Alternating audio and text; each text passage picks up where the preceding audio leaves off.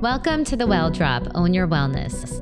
I'm your host, Amber Berger. And I'm Dina Wismer. We are mothers, friends, wellness experts, and self-described warriors who have each experienced our own unique personal wellness journeys. We are your wellness friends, here to give you drops of wisdom we've discovered over the years that actually work. Wellness. What is it really? The struggle is real, and we're here to help sift through the noise. On this episode today, we are very excited to have µChéelle Aspinwall with us. µChéelle is a medical intuitive and shows you how to connect back to your body's unique language. She integrates science and ancient practices into your modern lifestyle that leave you connected to your body like never before. µChéelle transforms how you manage your hormones and your body. µChéelle, thank you for being with us on The Well Drop today. Thank you guys. This is such a pleasure and such a treat. So we always talk about leaning into community, and really I connected with you thanks to Dina. So I really want to hear how you and Dina connected first, because we always love to share our favorite people with each other and with our community. So µChéelle, I don't know if you remember, but I met you through the fabulous Meg, who's Margaret, Indiana, who's a masseuse in New York City, who we were both seeing. And when I was seeing her, she would talk to me about the fabulous work that you were doing. And I had, at the time, recently entered my 40s. And I thought, wow, I'm feeling good, but I should learn how to start getting a handle on my hormones and understanding the changes that will happen in my body in the next decade or so. And was so interested in learning more about your work. And I'm so happy that she spoke to me, because I learned so much by working with you. So much so that I couldn't help but share the information with Amber, who's now worked with you as well. And now we're so excited to share some of your wisdom and your knowledge with our listeners today as well. So thank you for being somebody that brings this information to the forefront for women. I think particularly your journey and your story is inspiring. If you don't mind, love to hear a little bit about how that started, how you got into this work, because I know it's inspired me, and I know it'll inspire our listeners as well. Oh, thank you, Dina. Amber and Dina, what an amazing introduction. That's just so beautiful. Thank you. So I've worked with both of you. You're both such powerhouse women, and you're both gentle and also very dynamic. And that, I think, is the pinnacle, I would say, as to what our 40s are, is to bring us back to, for some women, we're way more connected to the delicate and the gentle, dare I say, the maternal. And then for other women, they're very connected, and they identify with the power and with the drive and potentially even the hustle. And maybe the connection to the softness or the divine feminine is a little bit less intense, or the divine masculine is a little more intense. And I would say, being as I am now 51, halfway to 52, that for me, my 40s were all about understanding where I wasn't in the divine feminine and where I wasn't in the divine masculine. And we can call that perimenopause.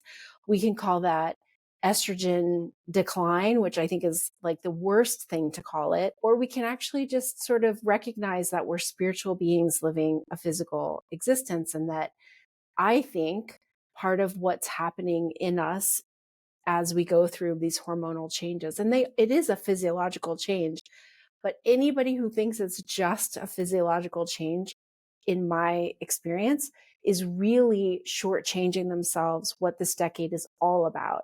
And that is, saying goodbye to something, the ability to grow and sustain life, to bear children. We're letting go of something there, but we're gaining, and lots of women say this, so this is by no means original, but we're gaining a wisdom, we're gaining an inner connection to ourselves that will take us through, phase Act 2 and Act 3, if you will. So that's what I think of when I think of my 40s. And it doesn't stop there. It just gets richer and richer. But if I would encourage any woman out there who's maybe 42, 43, 44, 45, if you haven't really embodied this philosophy of your life is one big spiritual healing journey, and the physical aspect where I think souls line up at the door to get a body, right? And so we can feel a lot of things in our body that don't feel comfortable, because our bodies are these gorgeous vessels that we inhabit. It has the capacity to hold so many emotions and so much trauma is like a big buzzword, but it really is. It's like physical trauma. We have the ability to hold it in the body in a way that if we held all of that in our brain, in our mind, in our consciousness, we really wouldn't be able to move forward on a day-to-day basis. Like crossing the street would be like capital T trauma, right? So, I mean, that's what I think of as our 40s. That's sort of a long-winded answer for you, but that's kind of what I think of as this hormonal journey. Is I don't really see it as a decline of hormones and, the death of the mother, like the death of the maiden to the mother and all of this language. It's just not how I see it. I'm not saying there's anything wrong with it, but I don't see it as a death per se. I see it as a transition. Because with death, you kind of have to mourn it. And I don't mourn any aspect of who I was, or who I was last week. Like the things I say, I listen to myself in my Facebook group, like, and I say things last week and I'm like, wow, have I evolved in a week? And that's not because some part of me has died. It's because of who we're becoming all the time, that we're these energetic beings and we have all these parts that we need to integrate into us. Well, I have to say that noticing how you evolved as a practitioner from when I worked with you to when Amber worked with you, and hearing about our experiences, it sounds to me that you evolved quite a lot. And as you mentioned, continue to evolve. Can you talk to us a little bit about how the work that you've done has evolved specifically? Sure, definitely. And I think actually that was your original question. So why don't I answer that original question there? But so I had this incredible experience of like, I was diagnosed with a autoimmune disorder at like 30, allopathic medical model. It didn't work for me. I just got sicker and sicker. So my levels were normal, but the way I felt was off. And I felt like that pretty much for about 4 years. And then trying to get pregnant, finally got pregnant, was in labor with my first son. I have two teenage boys now, but I had in labor with my first son, and I had a moment. And I didn't talk about this until really about 3 years ago. I started talking about this moment in birth where I'm trying to birth my first son. And basically I'm bleeding out and his heart rate is going down. And so on the table, I offered my life for his. And basically my angels, God, the universe, whatever you want to call it, said no. And they held me very tightly into this realm. I could feel myself moving out, and they held me very tightly and said, that's not how this is going. I mean, they didn't say anything, right, but it was very clear to me that offering was not going to be accepted. And so from that moment, if there was a death, it was right there. So at that moment, a part of me that didn't know very much and that didn't understand how the universe worked and didn't really have a huge connection to my physical body, even though I went through 9.5 months of pregnancy, which is like, a beautiful stage in and of itself. In that moment, I realized that I'm a spiritual being and that there's something so much bigger than me in and around me, activating all parts of me and involved in my life. And from that moment, I understood I couldn't get off this train if I tried. Like the spiritual aspect of me, I didn't know it at that time. It would take me 10 years to understand. What I now understand was this ability to read energy, this ability to understand that women's bodies are, believe me, it sounds as bizarre coming out every time I say it as it does, what it must sound to your listeners, but women's organs and bodies speak to me. And sometimes it's really loud, and sometimes we have to navigate it together, because it's whenever you work with energy, it's a co-creative process. At least for me, that's what my experience is. It's a co-creative process. So for some women, I'm going to say, seed cycling is really important. Let's start with these herbs. Let's do this thing. For others, we have to kind of peel back the conditioning of generations, even of what your grandmother and your mother and what you have believed. And then for other women, we can move energy really quickly and something really changes fast, but it's different. So I think of women's health as insanely individual. No two women are the same. Even two women who have lost a child at around the same amount of weeks, like they've had a miscarriage, it's vastly different for both of them, even though the act of it is the same. And so I think of our bodies that way. I mean, we are that unique. What I do with one woman is very different than what I do with another woman. And so it's because of that I've really changed the way I do business. And I offer a very specific way of working where I combine I'm in a very scientific, like before I came out of the spiritual closet, like I was an integrative biohacker and I was in that world and I studied the body and I know how it works. But then for some women, what is supposed to work doesn't work. And I'm like a walking, breathing proof of that.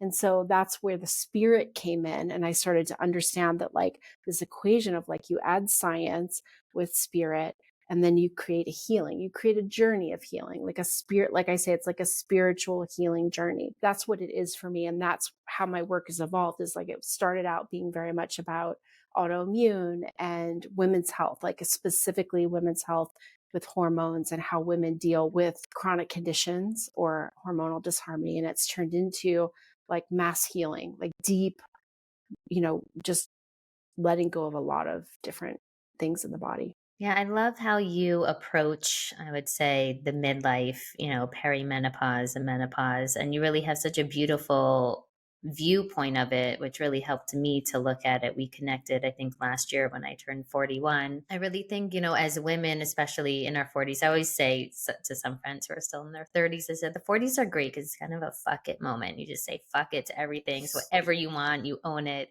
And so I love that like empowering nature that you have of it.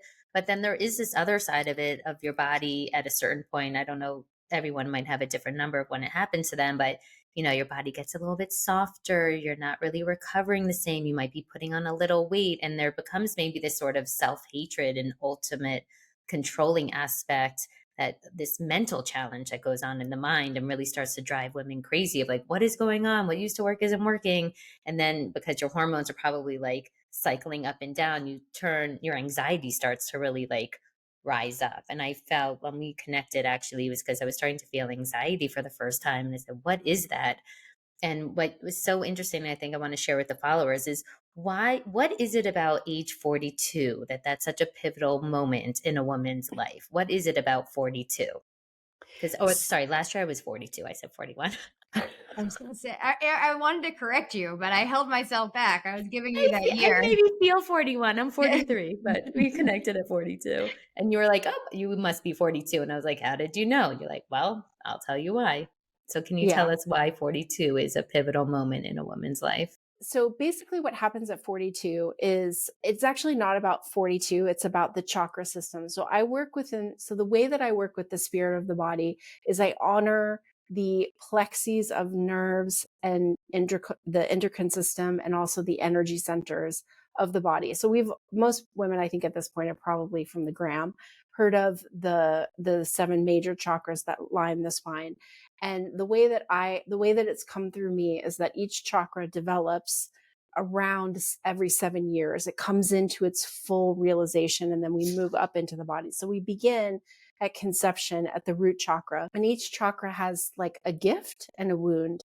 And so by the time you hit 49, you've gone through all the major chakras and they're sort of all aligned, and they've all had the ability to blossom, if you will, or come into their full expression. And so around 42 is when we move from the third eye chakra into the crown. And that's when we recognize, or I think it's the time where we're meant to recognize, not that everyone necessarily does, but it's the time that is given to us through both the glands in the brain, like the hypothalamus, pituitary, pineal, those glands, and the aspect and the changes of the brain. And so around 42 is when we transition from the third eye into the crown. And the crown, the gift of the crown is the recognition that we are part of something vast, and that we are all one, and that we're not actually unique beings just kind of walking around in our human experience, but that, to some extent, and this goes, I don't know that my words will do it justice, but the way that I feel it in my body and the way that I feel it when I work with other women is that, transcending all religious beliefs and spiritual beliefs, that we're all part of a universal energy. I mean, for me, it's God, but for others, it may, it's something else. And that we're just aspects of that reflecting back in and of itself. So we're all whole, we're all one, whether we feel that way or not. And that kind of transition is what makes 42, in my mind, the moment where a woman is like changed forever. Like there is So no interesting. before 42, after 42. Does that make sense? Like a Yeah, lot of women try to absolutely. hold on to it. Right. So a lot of women try to hold on to it through the outline of their body or the number on the scale or the way that their face is presented to the world or the color of their hair or the style that they take on. But that's all just conditioning and sort of outward. It actually isn't anything internal, obviously. And so, what happens? Why is it important for women in their 40s to really tune in and listen to their body? Because you speak a lot about your body whispers messages to you. And we've even interviewed other doctors who talk about your body gives you signs, listen to them. So, what is it about in your 40s? It's sort of a really big transitional shift in time that maybe if you've never been connected to your body, what is maybe a first step that someone can do to try to connect to themselves, to start listening to these messages? So that's two questions or like two things. So I'll speak to the first one first, and then you help me remember like Hmm. what's the one thing people can do. So the first thing I would say, the reason why our 40s are so integral to this transition is because up until around 40, 42, and it's different. Some women, it might happen at like 38, 39. Other women don't really feel this shift that I'm talking about. It's a very physical shift. It's also an energetic shift, but a lot of women don't feel it. And what they're feeling is something very physiological. It is actually the shift in hormones. So the nervous system and the endocrine system work very closely together. So I'm going to talk a little science and then we'll go into a little bit of spirit. I love the So signs. yeah, right. The science is, we can hold on to the science. We understand the science. We get the science. We don't necessarily understand the spirit of it unless you're kind of like, I find it as like, it's kind of like a scale or, like a fish, the way the fish swims in the water. It's a constant harmony together. And sometimes we're very deep in the science and sometimes we're actually very deep in the spirit, but it's like yin and yang, right? There's a dot of one and the other, and they can't exist without the other. The way it comes through me is that the hormones begin to change because I call it a quieting of the ovaries. Like the ovaries have worked really hard for, roughly 30, and it just depends on the woman, 30 years. And a woman's had however many periods she's had, and the body's worked really hard. The ovaries have worked really hard. And so to be driven by the endocrine system, and we really are quite driven by our endocrine system. Our brain changes shape and our memory changes and our physicality changes, our musculature, the density of our bones. All of these things are physiological and they very much change with the change of estrogen and progesterone and all the sex hormones. But Can we what's talk about some of those changes? Because I mean, my brain fog sure. sometimes is out of control. So, what are maybe just because for people to maybe start connecting the dots, what are some of those changes? Like, what would be a symptom that somebody, like for me, maybe it's brain fog, anxiety? What starts to happen? So it's different for every woman. The most common symptoms that we see for a woman who's early 40s is first off, it's usually their period. Like a lot of women aren't going to notice a little bit of anxiousness or a little bit of brain fog because a lot of women have children. We've also come to the time where we're maybe starting to worry about our parents. So from both ends of the generation, we're kind of pulled on any Hmm. given day. And then of course, if you have a partner or you're married, like you're trying to navigate the beautiful waters of a marriage that's, 10, 15, 20 years in the making.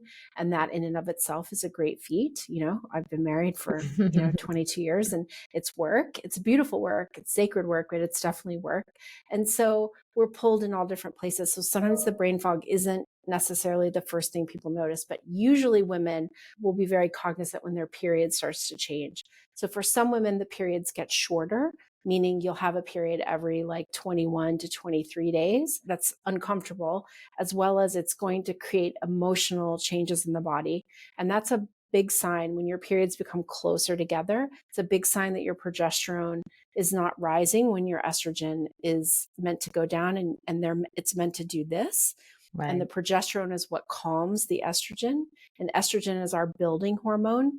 And it's, essentially it has like 300 roles in the body. But what estrogen's meant to do is to help, create the most conducive environment for an egg and sperm to come together and grow the baby, right? So progesterone is it's the calming hormone. So it calms us down. It gives us the feeling that things are okay. It slows us down, right? It makes us think a little bit deeper. It brings sort of some intuition. The marriage of the two brings in a deep intuition around intuitive hits around ovulation. So ovulation is changing when the periods become closer together or when your periods are really, really heavy and potentially you have lots of clots. So that's usually what women notice first. Mm-hmm. And then with that comes discomfort, can come some intense mood swings or reactions to things that make you feel rageful or angry or sad or like just turning on a dime. And that's not normal for a lot of women too. So that's another thing that women tend to feel. I mean, I noticed for me, I'm a super patient person, but Mhm. last fall, my patience was non-existent. I was like, what is going on with me? Mhm. And I would take adaptogens, but like whatever I used to do, like something was not working. I said, something is going on. And I never even thought, because I think there's so much focus on menopause, but not as much on perimenopause. And I had no idea you can go through perimenopause for such a long period of time. And even like you said, that you're maybe sometimes, maybe you can correct me if I'm wrong, like your lab work can show like, oh, you're fine. You're not in perimenopause technically, but maybe there are some precursor signs before it's going to show up in some lab work that things are starting to sort of like shift. Well, the interesting thing about lab work, let's just talk about lab work. Yes, Lab because work I is love lab just work, but I need you to deep dive into it with me. a lot of like, that's all we know as women's health is lab work because that's Mm-hmm. what we are. We're a specimen of blood and organs and hormones and fluids. And so how do we measure that? The only way to measure that is to take blood work, or that's the most common, I should say. It's not the only way, but it's the most common way. And the unfortunate thing about lab work is, well, the unfortunate thing about perimenopause is that it's not a medical condition, first off. And so there aren't really, from what I understand now, again, I'm not a doctor and I'm not trying to play one on your podcast, but from my understanding of going to a myriad of doctors in New York City when I lived there, to really understanding my body, is that there are no levels for perimenopause. You can test the luteinizing hormone and you can test the hormones, but that actually doesn't tell you how a woman feels. And there's no clinical level of this level means this.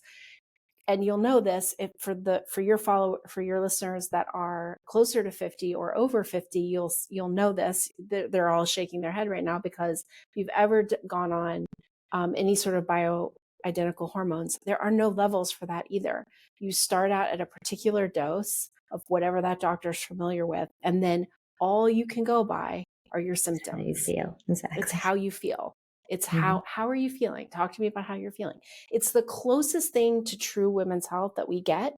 But the irony is there's so much. I mean, I don't know if it's dogma. I don't know. I don't want to label it, but there's so much said about bioidentical hormones and hormone replacement therapy and all kinds of alternative ways of caring for the vessel that women are scared. They don't know what to do. They don't know what's true. They don't know what they should do for themselves. So, what I would also say to a woman in their early 40s is to really understand how your body works on a physiological level. Because if you don't understand how your body works, all these quote unquote symptoms, you're not going to know what's normal for this stage of life and what's actually not normal for you, because you don't actually know the way your body functions and you don't recognize that like this equals this, but this might also equal this or this. Does that make sense? Absolutely. I think from what you just said, I think a first step for people, a lot of people don't even track their cycle. So I think just start tracking your cycle and maybe create a notes file of self.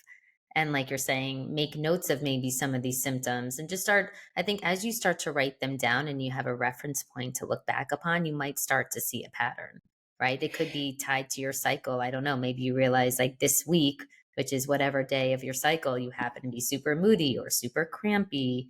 And just I think we're so disconnected actually to our cycle.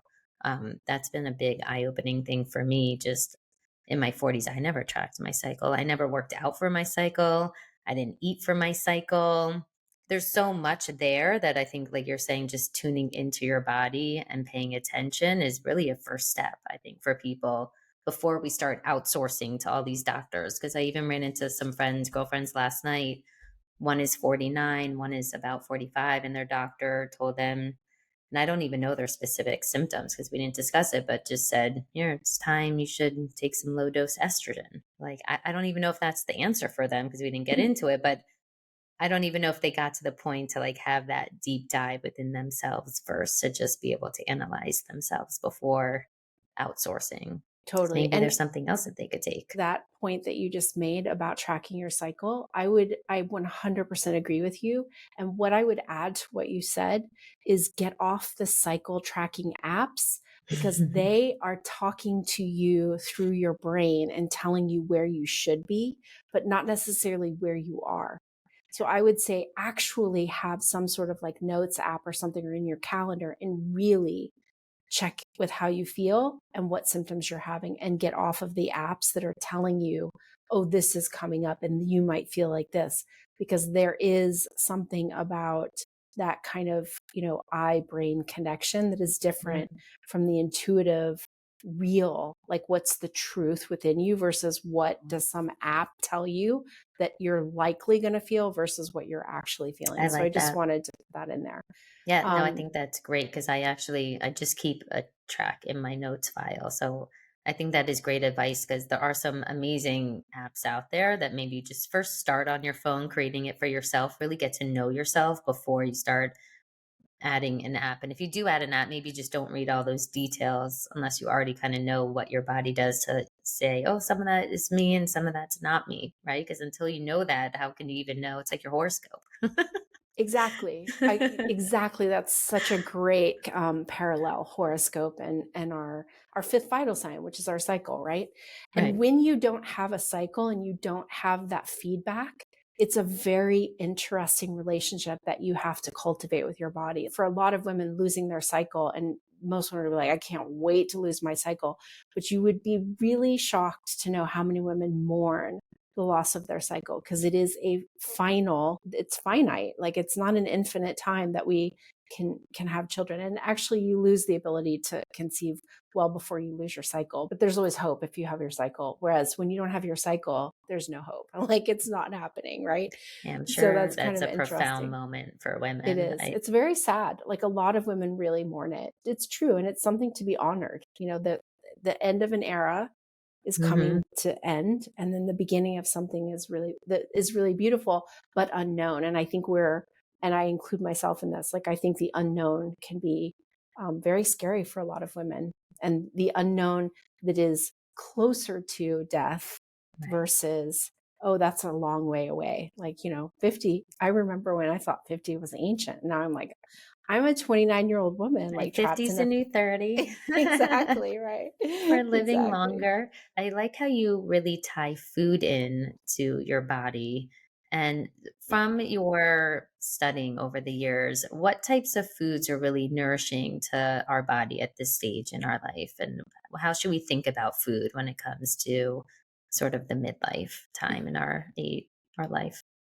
Well, I think we should start thinking about food the minute we start putting our own food into our own mouths. But the big message that I want every woman out there to hear, like, this is, I feel like, I'm sure someone else said this, but I like to think I coined this one, is that every single thing that we put into our bodies becomes us. It becomes our heart, becomes our blood, it becomes our muscles, it becomes our brain, becomes our skin, becomes our consciousness. So to really be mindful, and I don't mean like learn to intuitive eat or like get on a strict diet and never allow yourself to have dessert, but I mean to really be mindful of what you put in your body, how you combine foods, and actually how they make you feel. Because there's so much feedback that we have. Our body we're in co-creation with this beautiful vessel all the time. And so when it comes to eating in your 40s, like, if somebody could create that for women, I think they would be the next Einstein, right? There's no one thing. I mean, you can Google I could say omega Protein is 3s, having a moment right protein. now. Yeah, Lots of like, definitely. protein. I mean, definitely all those things are important. What I would say about eating is that really understanding your constitution. And that's something that is really kind of an Eastern philosophy. I mean, Eastern medicine's been around for at least 5,000 years. So we should really be learning from the people who've been around doing it for the longest. But really understanding your constitution is knowing what stage of life, being honest about the stage of life. Like at 45, if you're going to eat dessert in the morning, like if you're going to have like a sweet muffin or a piece of cake or a piece of pie, like you don't have the hormones to actually carry that out anymore. So you have to become very aware and honest with where you are. And then learning, like there's a couple of things that I work with. Again, I'm not married to any one philosophy or any one diet. So like blood type does play a huge component with the enzymatic activity of the gut. And so, if you're an O blood type, you tend to do better with certain foods versus, an A or an AB blood type. So constitution is a big part of it, and blood type is part of constitution, as well as, the elements in your body, the fire, the water element, like all of these elements are a big part of constitution. It's Chinese medicine, it's Ayurvedic, they all kind of revolve around the natural aspect of how the body works. And that does take energy and emotions into it. So when you think about the body, I don't think about the age, I think about the individual. And the individual has a unique constitution, and that comes about in the way that your face looks, in the way that you speak, and the way that you react to certain things. And then of course, like the energetics, like intuitively how your body is speaking to me. So I would say just eat real food as close to its natural state as possible, and get away from like highly processed things like protein powders and collagen powders. Like those things are healthy to some extent, but they're highly processed. And so a woman who has a gut issue or is having, weird pains or something, like that's all of that blended food is not necessarily going to be helpful. Yeah. Our society, everything is so packaged and we're marketed to all day long. We're like bombarded. And it's like, we really are going to have to work extra hard to sort of break the conditioning that we have of like, just grab a bar and go, because everyone is leading these fast lifestyles. But instead it's like, okay, maybe the night before, prepare some snacks, have them in a bag, and then you grab your little bag of fresh fruit, nuts, real food, and go. Real food. Yeah. You speak about the importance of protecting your adrenals at this stage of life. Can you elaborate a little bit about where do you find, how are women's adrenals tied to either burnout at this stage? Is it from exercise? How do we protect our adrenals? What do the adrenals do to us? Wow. And how are they connected to the hormones?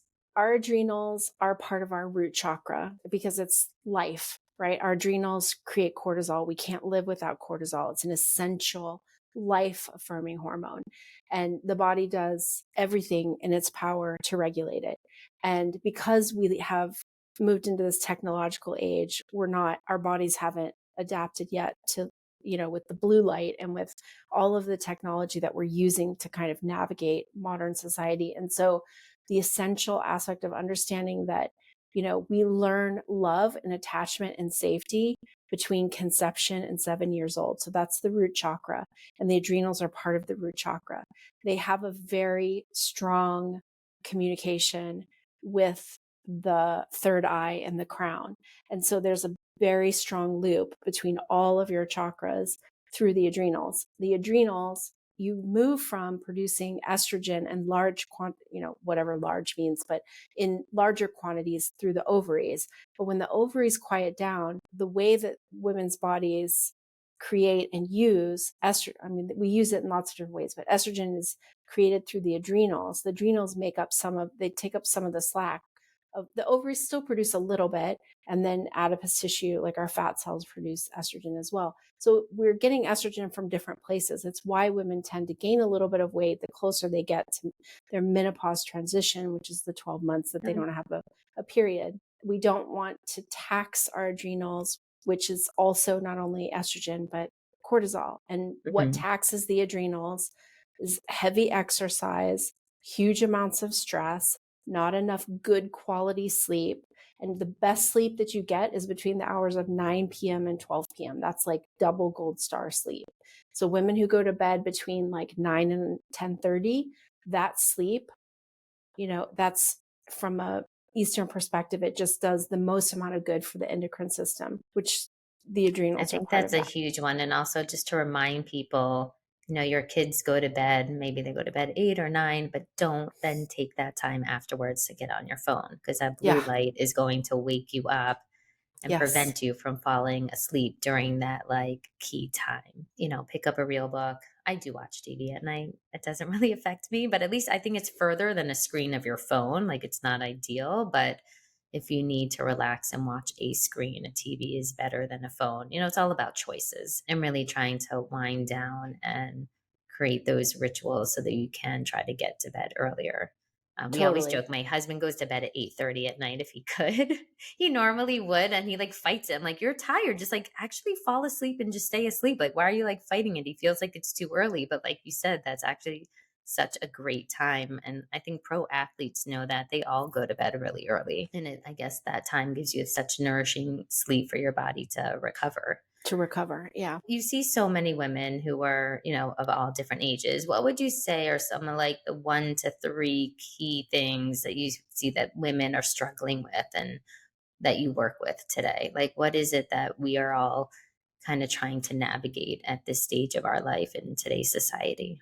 So the main thing that I see women for, that women who have really connected to their body, they understand that in the lower region of the body, so below the heart. So we're talking root chakra, sacral chakra, so solar plexus.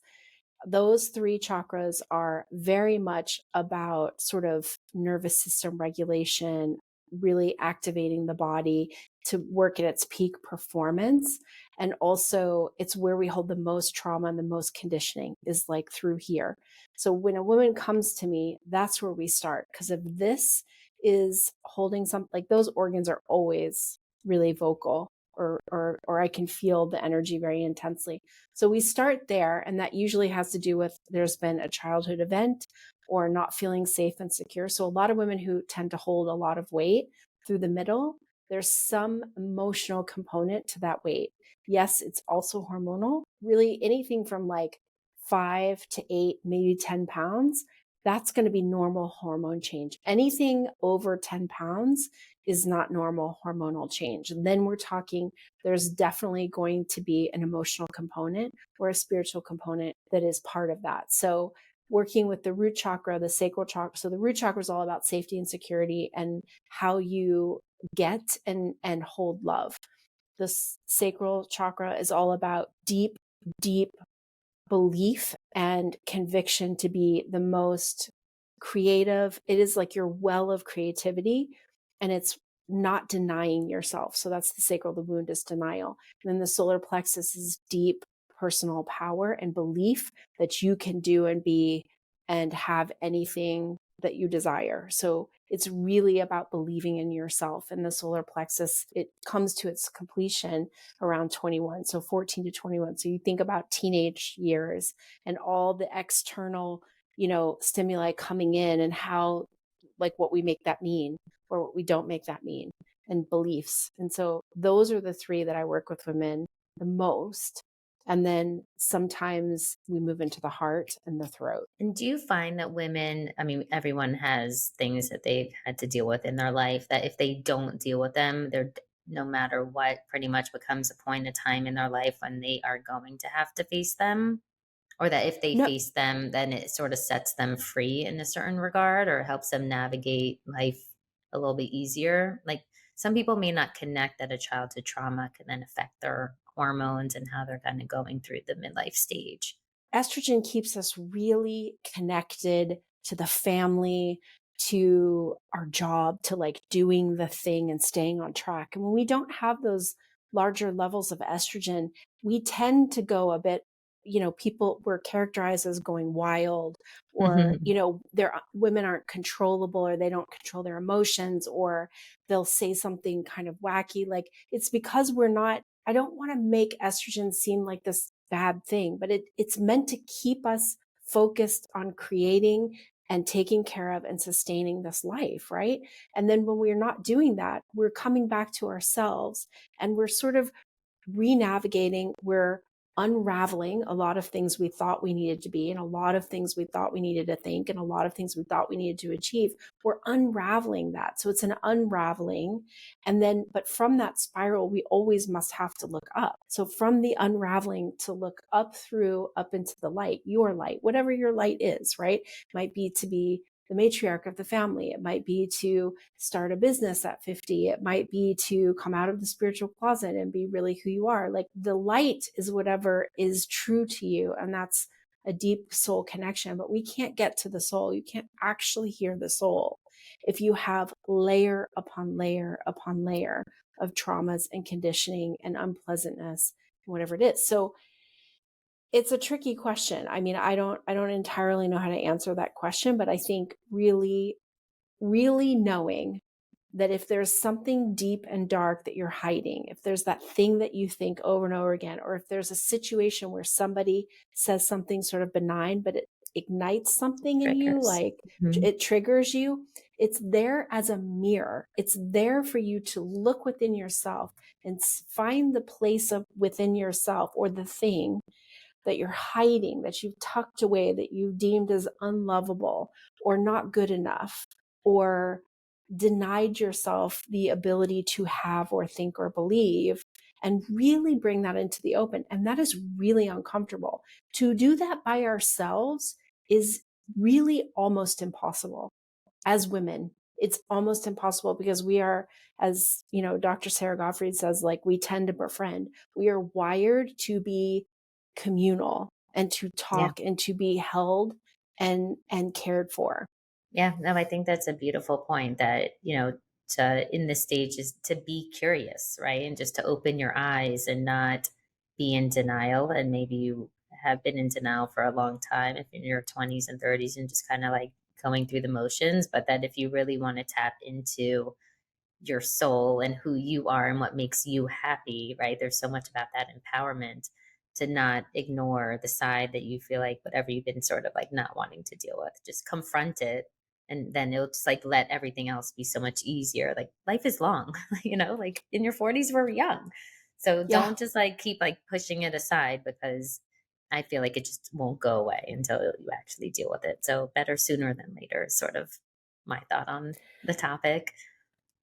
Totally. And the last thing I'll add is that the majority of women that I work with, they don't know that they can actually hold the depth of that anger, or the depth of that sadness, or the depth of that disappointment, whatever it was, like the relationship they never had with their father, or, you know, the connection that they don't have with their twin, or they have one child who's easy to parent and the other one is just painfully, sometimes. It's not even conscious, but if it is conscious, to recognize that women, that you have so much power within you, and that you actually are incredibly strong, and you can get through anything, because you have 100% accountability to yourself. Like, you've always shown up for yourself.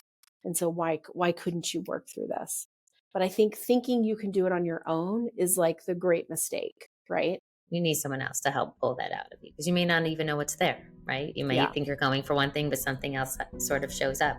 So I hate to cut this conversation short. There's so much more to dive into here. This is just a little taste about how amazing Michelle is, and you are a wealth of knowledge. And thank you for sharing that with us and our audience. And we can't wait to have you back in, because I feel like we need to get more into the chakras and really introduce people to the chakras and how to connect to those, because that might be something nobody has thought about before, of connecting this time of life and your chakras. So thank you for being with us today, and we can't wait to have you again in the near future. Thank you so much, Amber and Dina. It's been such a pleasure. Subscribe to The Well Drop on Apple Podcasts, Spotify, Amazon Music, Google Podcasts, or wherever you listen to your podcast. Share with a friend who can benefit from listening too. Follow us on social media at The Well Drop. The Well Drop podcast and content posted by Amber Berger and Dina Wismer is presented solely for general informational, educational, and entertainment purposes. The use of information on this podcast or materials linked from this podcast or website is at the user's own risk. It is not intended as a substitute for the advice of a physician, professional coach, psychotherapist, or other qualified professional, diagnosis, or treatment. Users should not disregard or delay in obtaining medical advice for any medical or mental health condition they may have and should seek the assistance of their healthcare professionals for any such conditions. This podcast is for informational purposes only and should not be considered health advice. The Well Drop is not responsible for any losses, damages, or liabilities that may arise from the use of this podcast.